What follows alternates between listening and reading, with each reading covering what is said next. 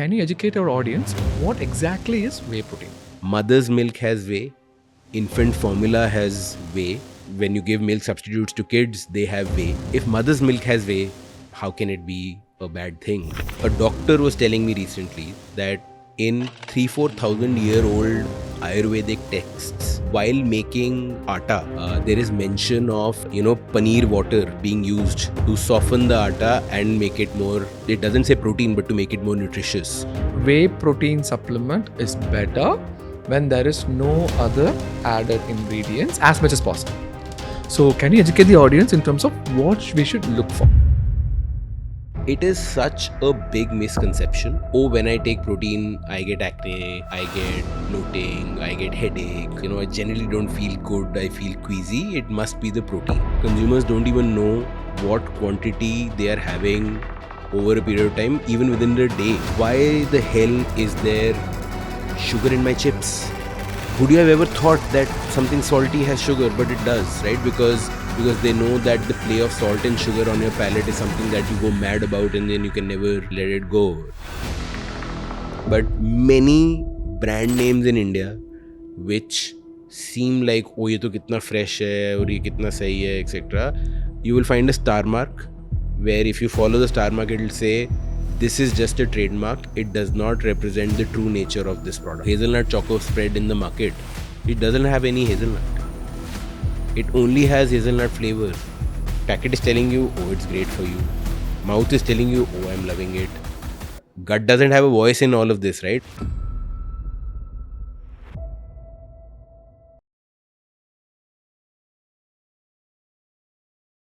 Hello guys, welcome to another episode of our podcast series, Gut Feeling with Dr. Pal. I'm excited about this episode because we talked with Mr. Shashank, who is the CEO and founder of this company called Whole Truth. The one thing I really like about the company is these guys have made significant amount of effort to make sure that they come out with a good product with less ingredient, whey protein and all those things.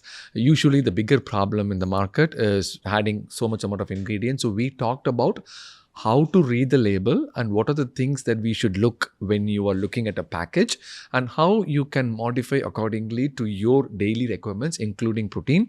We talked about whey protein isolate, what you should take, how much you should take, when you should take, and how you should take. And it was a wonderful discussion. We went deep into my personal journey of weight loss, his personal journey of weight loss. Anyone who's looking to improve their physical fitness or in your weight loss journey, I'm sure you will learn a lot from this episode. Stay tuned until the end. Welcome, Shashank. So good to see you. Thank you so much for having me, Doc. It's a pleasure. So lovely to be meeting you in person. And you have been inspiring in multiple levels. Okay, one of the most important things of fitness, and we'll talk about it soon. But right off the bat, I wanted to ask you where the biggest myth or biggest problem, including me, was meeting my protein requirement on a daily basis. I promote a plant-forward diet where you try to include mostly plants, and then if not possible, then it is okay to have 20 to 25% of your animal-based diet. It's okay as long as it is a balanced diet. So to all my audience and also to my patients, I keep telling them that, okay, so this is your daily protein requirement. And if you're not able to meet your daily protein requirement, then take the whey protein. Okay. So as soon as I mention whey protein, so they just go berserk that, hey, this is supplement, I don't want to take it, which I agree in most of the times where many supplement industry is not regulated, as you know. I have seen so many patients with liver injury, right? So these patients in you will not believe this, Shashank, in US, if you go to Costco or any other super store, there are turmeric tablets on the aisle. Tablets. Okay, so I saw a patient with elevated liver enzyme. Liver enzyme was in 1,000. Wow. It has to be around only 40 or 50. It was in thousands. And he was very healthy. The only thing was we call them as health optimizers, where they want to optimize their health even more. So they take all these turmeric tablets and all those things. And that damaged the liver, and that was a very unfortunate story. So whenever I talk about supplements, people do get scared, which I understand. But there is a slight difference between whey protein and other supplements. Yeah. So can you educate our audience what exactly is whey protein? Sure. Thank you so much for asking it. That's one of the large crusades that we are also trying to run. That A, we are a protein deficient nation. B, especially if you're trying to lose weight, be healthy, etc., you're most probably trying to restrict calories, right? And on a vegetarian diet, of course, you can get enough protein in a day, even on a vegetarian diet. And by enough, I mean, the usual recommendation of, let's say, 1 gram per kg of body weight if you're maintaining, and 1.5 to 2 if you're trying to gain muscle mass. You can get it through veg sources, but usually veg sources are high calorie sources. So, if you're having it through paneer, for example, or you'll have to have a very large amount of broccoli or paneer, which will be a high calorie format. So somewhere you'll face this struggle that within my calorie quota, having the amount of protein that I want to have is a struggle. So in my experience, struggle in planning. Absolutely. You need to plan so much to get it right. Absolutely. If you have the time, you should do it. If you have the time, and we live, like, for example, I am traveling 10 days of the month, right? Like in travel, just it goes for a toss. I can't plan during travel, etc., right? So if you can, please, by all means, just get all your protein from food, right? If you can't, whey is by far the safest, most studied, well-researched food that you can get protein from. It's so sad that, we've clubbed it under this broad term called supplements, which gives it a very nutraceutical pill sort of vibe. Correct. When it's not. What is whey? Whey is basically when you make cheese, the water that gets left behind, that milky white water. Use the example of milk. Yeah, sure. Right. Like So what whey, whey is a protein inside milk, right? Just like casein and whey, these are the two proteins in milk. Whey is in lesser quantity, but whey is the more anabolic of the two, which helps you repair your muscles, etc. But it's just a protein in milk. In fact, like, maybe this will dispel all the fears that mother's milk has whey, infant formula has whey. Milk substitute, like when you give milk substitutes to kids, they have whey. If mother's milk has whey, how can it be a bad thing, right? Explain, how do you get the water in the cheese making? That's a very important part. Many people are missing that.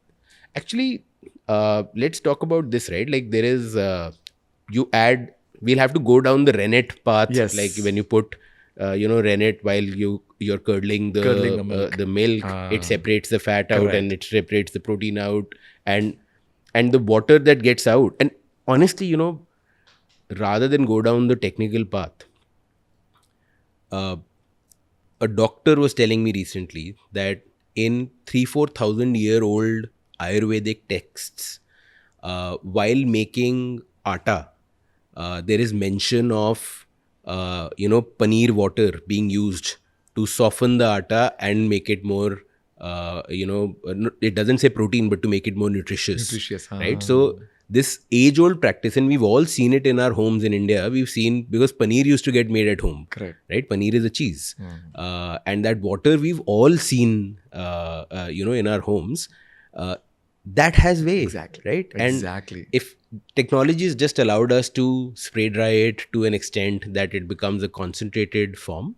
And then if you take it to 80% concentration, by the way, that's a big, people confuse between concentrate and isolate and WPC 80 and WPC 90 and all of those. It's just the level of concentration, right? If I keep drying it and take it to 80%, that 80% now is just pure whey. It's called WPC, or whey protein concentrate. Whey protein concentrate. Yeah. And if I now dry it further, which is a tougher job, to 90%, it's called isolate. It's WPC 90. So then next comes the biggest question, right? So, okay, now we know that we need to meet the protein requirement. It is okay to use a whey protein. So which whey protein to take, right? Yeah. So I'll tell you my experience, okay? So as we were talking, I was pretty big before, and then I did fasting and circadian rhythm following and all those things, and I lost weight. The biggest mistake I did was I did not lift weights during the fasting, so I lost my muscle mass.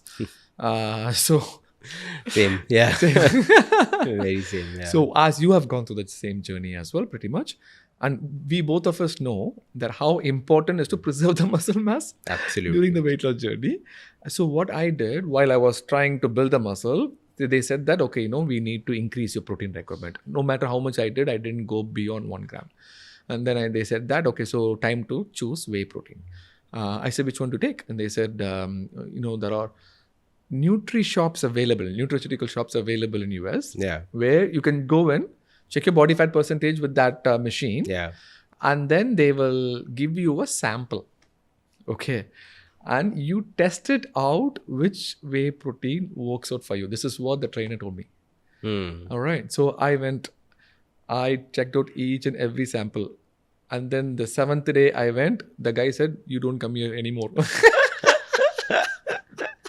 You go to the next shop. You're that Indian who's taking free samples and I said, there will be buy one, get one free offer.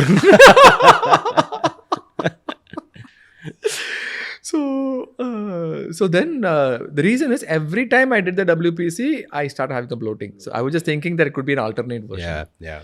So then I realized that at that time, I did not have that much amount of a habit of reading the label, and I don't know what to look for.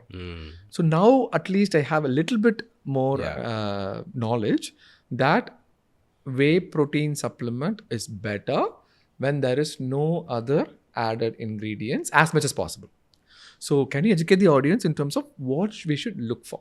Oh, absolutely. I'm so happy you asked this question. So first of all, one needs to establish whether lactose is a problem or not, right?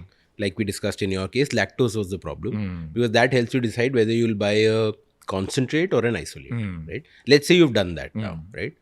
Now we know that this form of whey, let's say it's concentrate is fine for you, right? You don't have a problem with milk, sugar, right? Now comes how do you decide, right? It is such a big misconception that, when I take protein, I get acne, I get bloating, I get headache, I generally don't feel good, I feel queasy, it must be the protein, right? And everyone thinks that it's because this is some, I don't know, steroid drug, some bad thing that I've taken and that's why it's happening, right? We've established if a baby can have something with whey, then most probably you can too. Of course, if you're, if you were having 40-50 grams of protein through your diet in the day, throughout the day, and suddenly if I give you 25-30 grams of protein in a concentrated form, your body will take a while to adjust to processing it, which is why we also recommend that maybe if you're starting off, start with half a scoop, and then build it from there, right? Beyond that, how do you choose? It's very simple. Whey protein does not need anything else, right? Like, why does your whey protein, if your whey protein pack has 20 ingredients on the back, that's a sure shot sign. First of all, leave it and go, right? All it needs is, if you want some flavor, then there should be some real food. Like if you want chocolate, there should be actual cocoa. There should not be chocolate flavor. If you want coffee, there should be actual coffee. They should not have coffee flavor, right? If there is a sweetener and, if there is a zero-cal sweetener like a stevia or a monk fruit, which is okay because, you want low calories in your food, then the bulking agent should be a real food like a date powder, not a maltodextrin, right? And at best, there can be a digestive enzyme like we put bromelain, and which is like less than 0.1% of the entire mix, just to help your body digest this concentrated load of protein, right? That's it. You don't need anything else. If you have a list of 20 and it has all of these things, then you know that it's going to destroy your gut. Wow. So talking about the gut thing, thank you, because it's gut feeling. Not so subtle. Not so subtle. Whenever they say somebody is gut, I'll be very active. In fact, in film industry, when they say cut, I'll be like gut. I think you're stuck in a gut. So, these emulsifiers. Yeah. Emulsifiers and hydrolysates. All this, it doesn't kill your gut bacteria like completely, like 100%. That next day that you're going to get diarrhea and then you're going to be sick. The problem is the small dosage of killing that is happening like every day. And there is this wonderful study in animals where we know that there's 100 trillion bacteria in the gut. Yeah. But all these, not only with this whey protein supplements, any added sugars or any ingredient where they have like more than 3, 4, 5 ingredients, all this slowly gets wiped out. All the bacteria gets wiped out slowly, like 1%, 2%. It's a compounding effect. And so the diversity of your biome goes down over time. That's the most, exactly. That's what's the point. Most important point is, so let's say there are 5 different species. There are more than that, but I'm just, example is 5 different species. Okay. 100 each in 5 different jars. They're happily hanging around your colon. Okay. Which you are not able to see. So let's say 100 each. What is happening is you cannot say that, okay, so this bacteria, bifidobacterium, this is going to get reduced 500 to 0. Okay. When that happens, it is actually the best case scenario. Okay. But the problem is 100, when it goes down on all the 5 different groups, that is where the problem is. We always say the gut bacteria should be a rainbow. Yeah. With the multiple different colors Yeah. and varieties. So this one, when all these added emulsifiers, will not cause you problems right then and there. Yes. It's an added thing. Which, by the way, is, I'm happy we're having this nuanced conversation. It's so difficult to have it, in a 30-second ad or elsewhere. That the real felony here with packaged food is it's the... I don't want to call it killer, but it's silent. Like you don't see it happen, right? And I'm like, some people I really respect in this world. They will talk about how a little bit of preservative will not kill you, or a little bit of artificial flavor will not do anything to you. I know. The problem is consumers don't even know what quantity they are having over a period of time, even within a day. Like, why the hell is there sugar in my chips? Would you have ever thought that something salty has sugar? But it does, right? Because they know that the play of salt and sugar on your palate is something that you go mad about and then you can never let it go, right? Like the compounding effect of 3 different packaged foods with emulsifiers and artificial flavors and sweeteners in a day over 20 years. Neither has science been able to yet capture the effects of that, because imagine the study that you'd have to mount, right? A. And B, even if science did, it'll be too late, right? Like, how much has already happened, right? Like, and that's another conundrum in food, that yes, you want to be scientific, but A, large part of the science is big company funded. B, just by the nature of this research that you can't do on rats, that you can't do on animals, you have to do on human beings. It has to be a time study. It just takes too long, right? And hence, philosophically, my belief is err on this side, right? Like, I don't want to find out 30 years later that, emulsifiers were slowly over 30 years destroying your gut bacteria. It's not too difficult to just lean on this side and say, listen, I don't want to be a real lab rat. I am going to err on... You can extrapolate. And it's okay. Sometimes it's necessity. Sometimes I really want to have it. Sometimes it's fine. But I am not going to make it a part of my life thinking, little bit will not kill me. Because I can't imagine the compounding that's happening, inside. Yeah. I'm from Tamil Nadu. Okay, there's a popular movie called Indian. Have you? No, you don't. Okay, so Kamal Hassan. Yeah, of course I know. Okay. Yeah. So his popular movie is Indian, where the movie's concept is about bribing. Okay. And it's a double action. The father, Kamal, is the very truthful person. And the son, Kamal, works in a government office and gets bribes all the time. And at the end of the movie, he will actually kill the son, almost. Okay. Because he gets bribes, right? So the son tells the father that, I just got it one time. Right? So what is wrong with that? And then the father says that, So 1 time starts from here and Yeah. keeps on adding up, and that's Yeah. it's a long explanation, but I thought it'd be a perfect thing. Yeah. And if Kamal Hassan is saying it must be true. It must be also. true. It must be true. If 2 Kamal Hassans are saying That's why they took Indian 2. Indian. It's a huge flop. Oops. It's a huge flop. I know I did a podcast with Food Farmer, and have you done it as well? Where he showed me the gimmicks about how the people do. I know this is what you do daily as well. Why don't we educate our audience a few examples so that they can learn and then start looking at the back end and all those things. Oh yeah, this is my. This is like a full toss to you. This is actually my.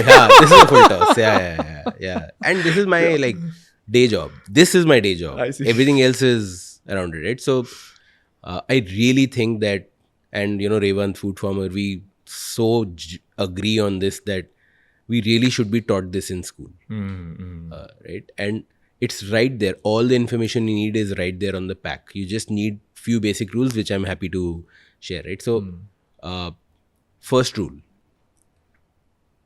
know that ingredients are listed in decreasing order of constitution.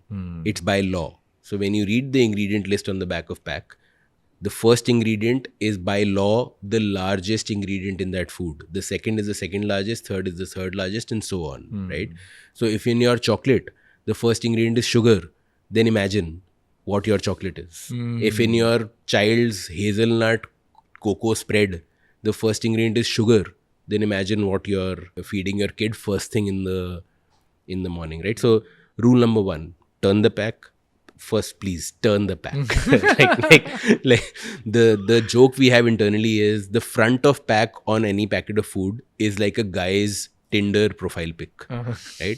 All the best things about that guy, like all guys will have a guitar, a dog, they'll be standing next to their mom, right? Ignore it, because that's not the guy, right? Like the real guy, the first date is on the back of pack.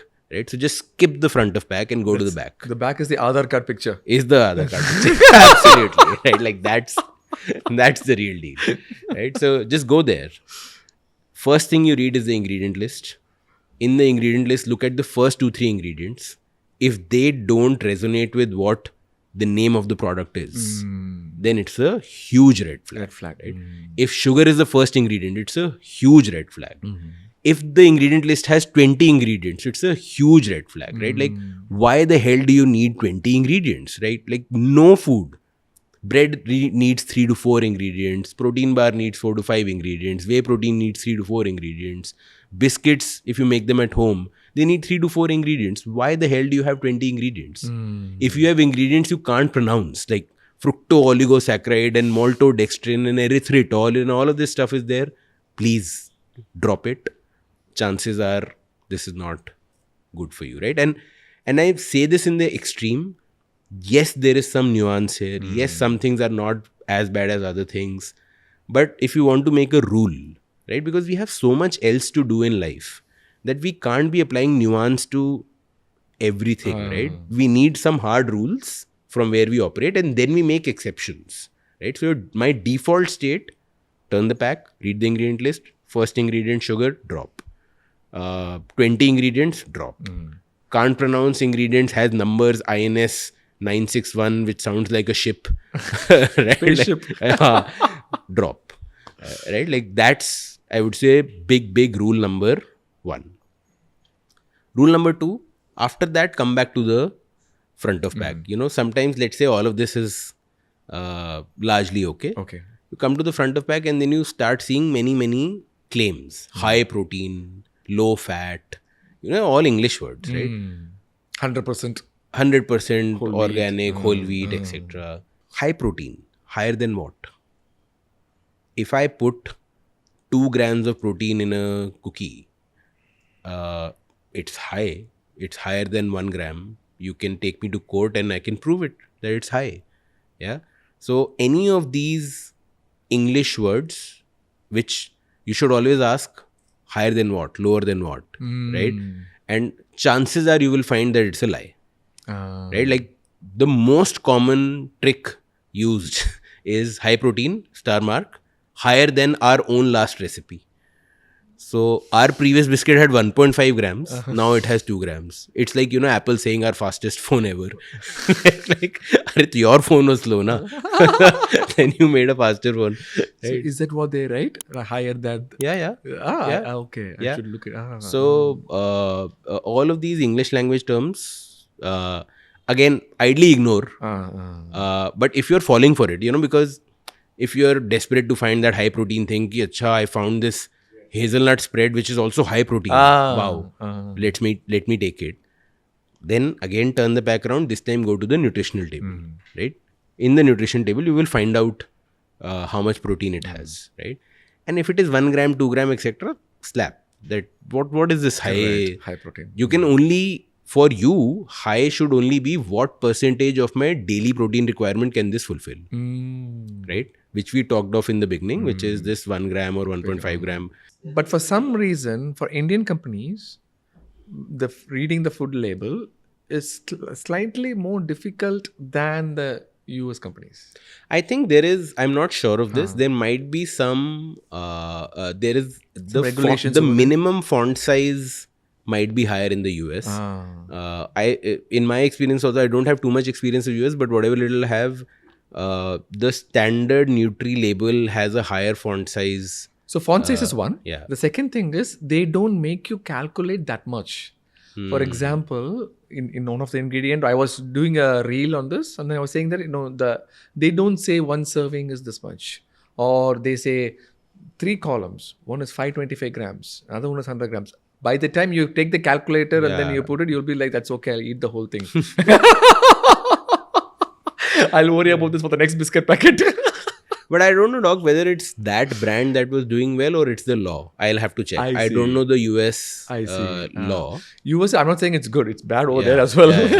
I'll just say that it is a little bit more easier to identify, okay, what is the serving? This 200, 330 ml doesn't happen that often. So one biscuit packet is 20 grams. One serving is 20 grams most of the times.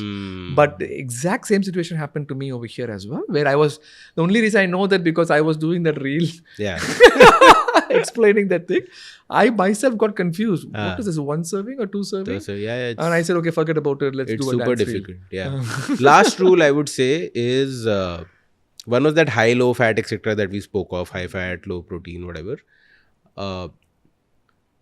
Many a times, any English adjective which is fresh paneer, farm fresh,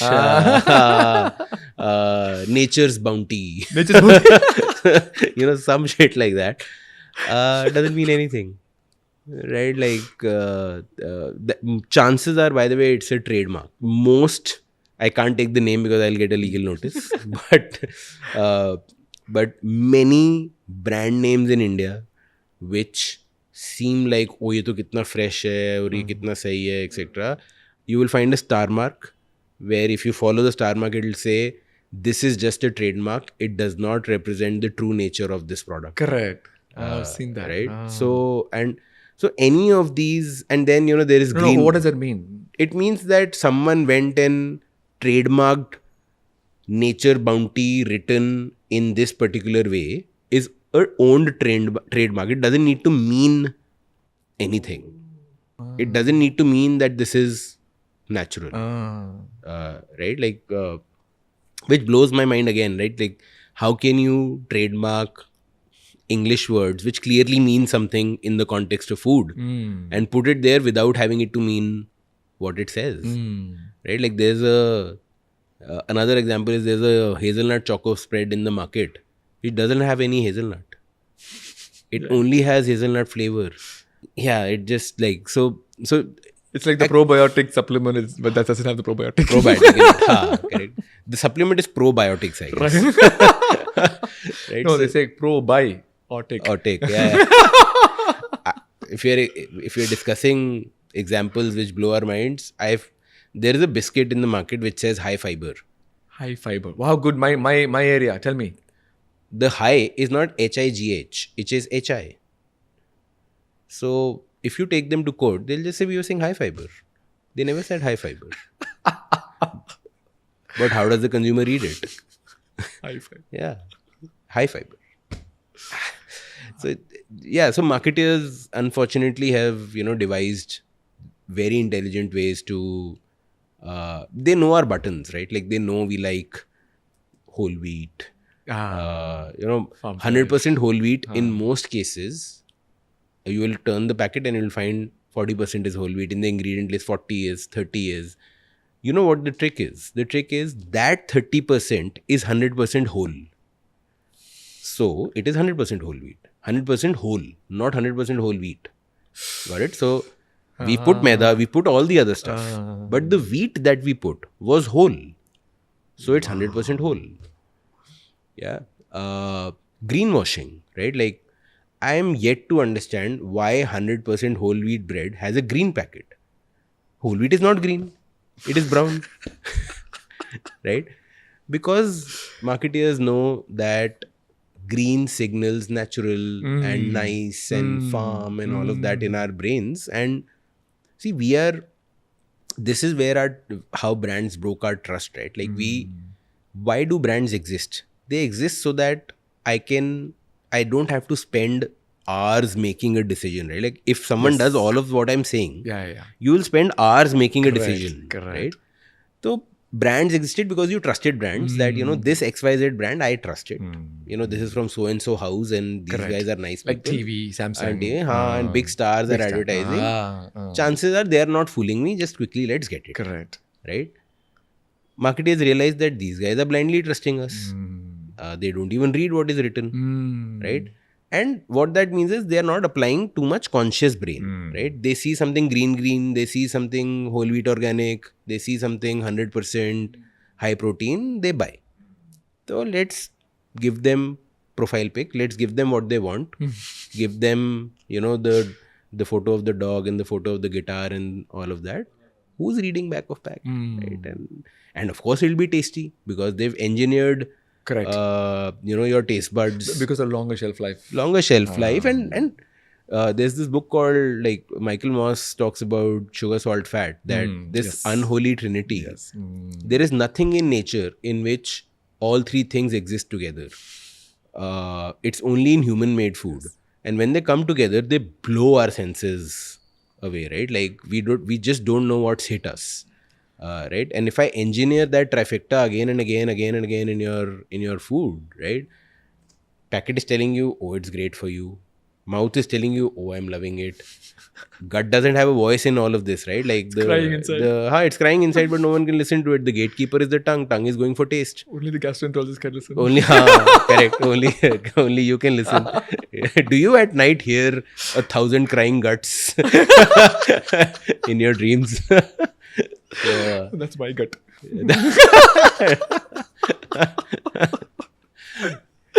So that's how you read labels. Ignore the front of pack. To summarize, ignore the front of pack.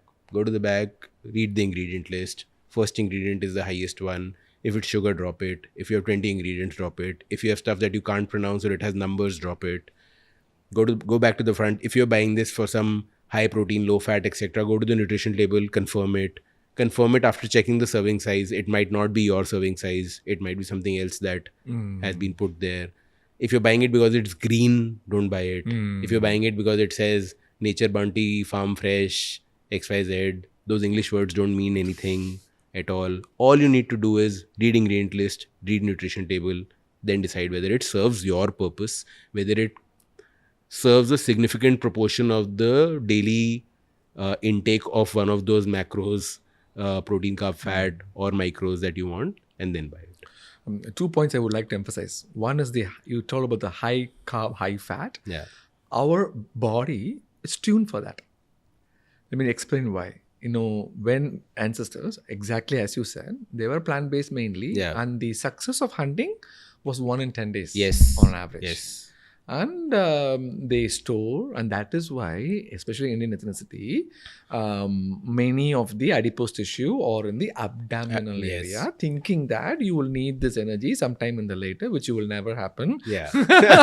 Because it's widespread all over. So our body is tuned for anything high fat and high carb because your taste buds and cravings are just there. Yeah. And it is just you are yielding towards that because of the previous ancestry history. I completely agree with your point that the evolution, maybe we might not have caught up. Yeah. And because of the food revolution, Yes. it is much faster. Yeah. So that's one point. The second thing is similar to how you're talking about the multiple ingredients. This is what we call, from a gastroenterology for ultra processed food. Correct? So processed food is, for example, let's say quinoa. Yeah. All right? Quinoa is processed Yes. because you cannot pluck it from the grain and then you can eat it. You need to process it some way. So processed foods, some ways it's okay. The problem is the ultra processed food. Yes. And how do you know what is ultra processed food? Same thing. Turn back more than 20. It is ultra Ultra processed. processed. Yeah. And UPF, ultra processed food, is shown to degrade the good gut bacteria much more. And the metabolic endotoxemia that we talked about, Not surprised. Yeah. it increases the Not risk of it. surprised. Yeah. Coming back to the same discussion what we had, you take on organic versus normal.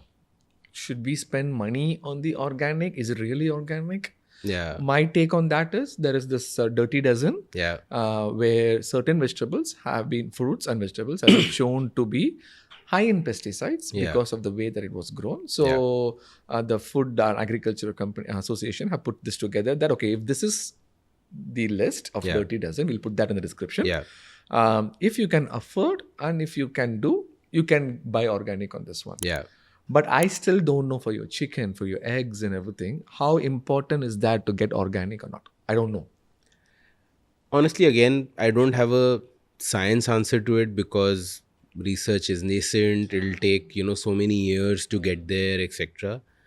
On this, again, I look back, right? And it seems like outside of the dirty dozen stuff where it's clear that, if you can avoid it, because in general, see, we don't know the source of our food, right? As I said, we no longer know where it's coming from, which farm is putting what practice. And like in everything else, pesticide is bad thing.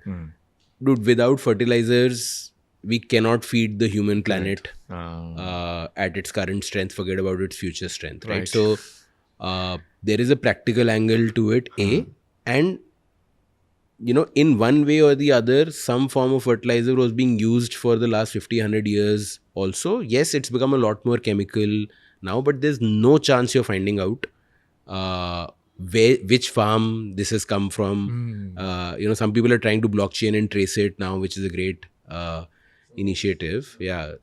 Which will happen, I hope. So soon. where the food is coming from? You can scan a QR code and figure out that, and you'll be able to, even then you'll be able to figure out what were the farming practices, but then you will have to educate yourself to know how much is safe and what amount is too high. It's too complex. Correct. Yeah. I err on the side of local. Right? Actually, in India, we're quite blessed. Our farming is not as pesticide driven, as fertilizer driven. Largely because, I've spoken to a few farmers in our line of work, it's still seen as, growing food has a spiritual, religious angle to it, even in India. They know that they're feeding people, right? So no matter how poor they themselves might be, they don't take their responsibility lightly. And, having spoken to a lot of people in the industry, this problem is not as big in India as it is in the West. It's a fairly imported, problem. Yeah. So I honestly don't worry too much about it in daily life. I see. If you have, because it's a privileged rich man's problem, right? Paying 2x for the same vegetables for them to be organic is a discussion of privilege, of high privilege, right? And I don't want to randomly scare everyone saying, no, you know what, you're dying then if you're, it doesn't seem so. Err on that side for the dirty dozen, but for the rest be. I think so. For dirty dozen, I exactly, that's my take as well. Where just keeping things simple. Just absolutely. Follow some rules similar to what you said. Dirty dozen. Try organic if possible. If not, everything else is okay. I don't think the clinical significance is that. In food, that's the thing. As you know, we do a lot of research. We rely a lot on research papers, etc. Once research happens, it's great. But waiting for research to prove and disprove everything is a bad idea. You can always look back. And if something has history and we've been fine, then we are okay. Right? Like, but it should have century history. It should not have 10, 20 year Yes. history is usually how I look at it. And many people were concerned about the recent ICMR report on the protein supplements, right? And you made a video on that as well. Where the wordings were not very clear. And they were very ambiguous. And I got many questions that, hey, you say that protein is okay, but look at this. Your take on that? Actually, we did a video because absolutely, right? Like when the top medical body uses ambiguous words, people who are already on the edge, they're like, see, I told you, it's a, it's a bad thing. So broadly, ICMR had made 3 points, in the video. First, they'd said that don't have protein supplements because they have too many additives. The message that media took away, which made the headlines, was ICMR says don't have protein supplements. Right? So I have this example about headlines. Okay, so I think you should really hear this. So during COVID times, where my videos got popular because, it was happening in US, there was a TV channel who interviewed me for COVID. And then I told them that, hey, when I go there in the morning at 7 a.m., so I put all these protective costumes that I cannot even go to the bathroom for 12 hours and I leave it only for 7 p.m. and then I remove all the costumes. And the thumbnail says with my face like this and then says, look at the doctor who did not even pee for 12 hours.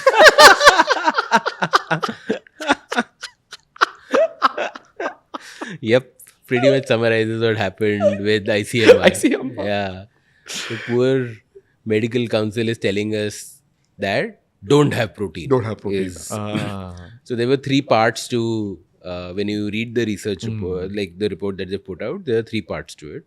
One, they said, when we went and saw protein powders, they seem to have too many additives. I'm like, yes, that's a big problem. But that's a problem with cookies also. That's a problem with chips also. Doesn't mean you stop having cookies and chips. Find one without additives, right? Which is what we spoke of. Correct. So that's point number 1. Not that don't have protein, have one without additives.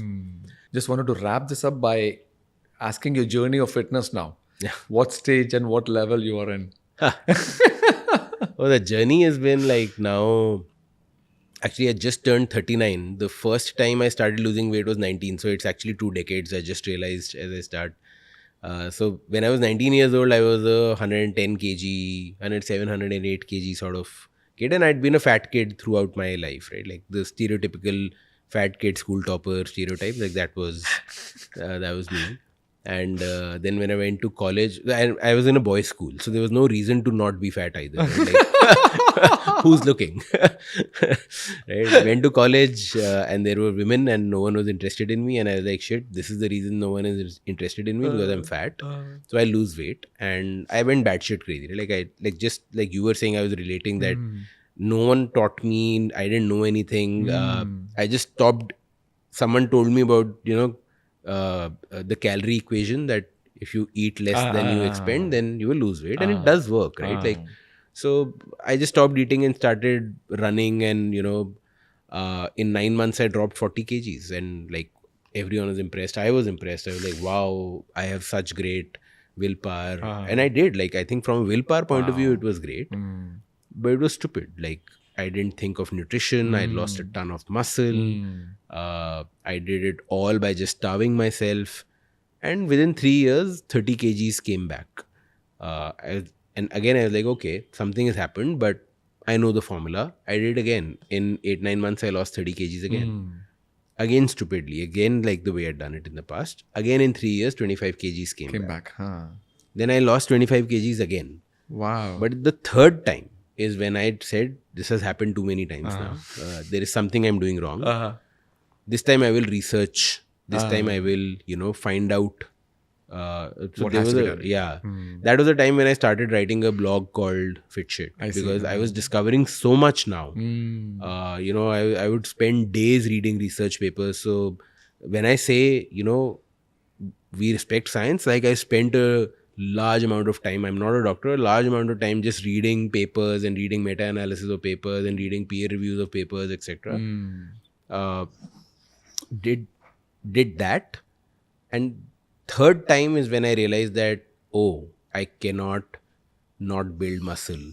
I cannot let this my basal metabolic rate had dropped to some 1100 1200 because I just had no muscle, and I was caught in this vicious loop of low metabolism, so you need even lower calories to lose weight, which means even lower metabolism. It was a bad loop that I was caught in. My skin was completely loose because I had drastically lost weight. The elasticity of the skin had gone away. Just never used to look good.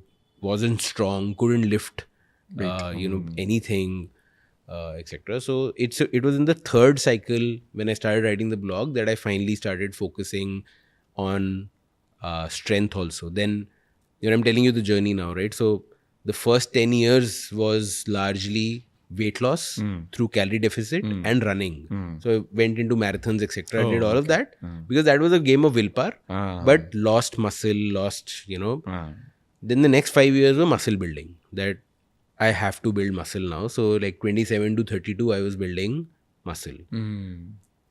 But I have a rare back disease called Scheuermann's disease, which is basically I have a bent spinal cord, right? So as it is, I have a lot of back pain, etc. And the doctor had told me that lose weight, otherwise your old age will be really bad, right? So I lost weight, then built muscle. But while building muscle, my back issue became very exaggerated because I was lifting heavy weights, maybe sometimes form wasn't correct, etc. Then I realized I have ignored flexibility. I see. Then the next 3 years I spent doing yoga. That corrected my back, right? Then by 35, 36 years of age, which is when I was starting the whole truth, finally I realized that actually fitness for me is 3 dimensions. It is endurance, strength and flexibility. I need to carry all 3 together, right? And rather than become very good at one, become slightly better at all three every day is the right balanced way to do fitness, which is where I am today. I try and at least 2 out of these 3 at any point of time. Like right now, endurance and strength are going well. Again, flexibility, yoga, etc. has gone down. So I know that in 5-6 months, I will have to dial down. Because all 3 is difficult from a time perspective, right? But that's my journey and my definition of fitness. Nice, wonderful point. Endurance is your cardio. Yeah. Where we're talking about treadmill, elliptical, running, walking, brisk walking. Strength training is where you lift the weights, and then flexibility is the yoga and the stretches and everything. Yeah. It's absolutely critical to do all these 3 like a combination, and the time is a problem. Could alternate and reach that 150 minutes per week. Yeah. And if you do that, you don't have to come and see me. Unless it's for a podcast. Yeah. Super. Wonderful discussion, Shashank. Wonderful. I learned a lot. Thank you so much for having me. This is one of the more different discussions that I've had. I'm happy we didn't spend too much time on my journey and came to it at the end. And I learned a lot because, you're one of the few people who actually has the educational background to be talking about what you're talking about. You're not like me, who's just learnt it by the way. So your experience is much significant than me, and you're doing a wonderful job. Keep doing. Thank you. And I wish you good luck with everything. Thank you so much. Thank you for your time, sir. Thank you. Thank you. That was a wonderful episode. I'm sure you learned a lot as well. So my takeaways are, I'm going to look at the package and make sure that, I include my daily protein requirement. If whey protein is needed, I'm going to include that. And more importantly, I'm not going to fall for the marketing gimmicks. So I'm sure you must have learned something as well. Please write down in the comment section in terms of what you're going to change in your daily lifestyle. And please don't forget to check out our channel called Gut Feeling with Dr. Pal, where we take some clips of this long podcast and then present it to you so that you can watch at your leisurely time at a smaller and shorter intervals. And we also have another channel called Gut Feeling with Dr. Pal Shorts, where it is a 1-minute reel where we try to cut down more important points to present it to you due to time constraints. For people who want to listen to the audio version of it, Gut Feeling with Dr. Pal, our podcast, is available in Spotify as well. Please check that out and provide your support. Thank you so much for all your continued support. I look forward for the next episode.